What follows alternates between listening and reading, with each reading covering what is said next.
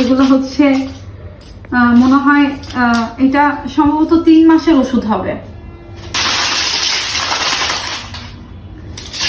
মানে আমি যে এগুলা এখন অনেকে বলবেন যে আমি দোকান থেকে কিনে নিয়ে আসছি, গুছাইছি না। আমি বলবো যে এগুলো কখনোই খাবেন না। মানে আমি যে একা ডিপ্রেশনে থাকি সেটা না, আমার মতো অনেকেই আছে যে ডিপ্রেশনে থাকে।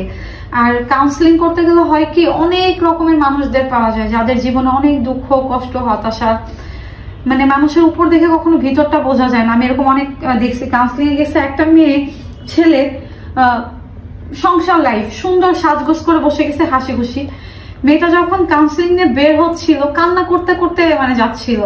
মানে ওইখানে কাউন্সিলিং এ গেলে দেখা যায় যে প্রত্যেকটা মানুষের জীবনে না অনেক কষ্ট থাকে। তা আমি এখন এই ওষুধ দেখে আমার নিজেরই মাথা ঘুরেছে যে এটা আমি আরো এর থেকে বেশি ওষুধ আমি খাইছি। এগুলা নর্মাল, এগুলো এখন ফেলে দিব।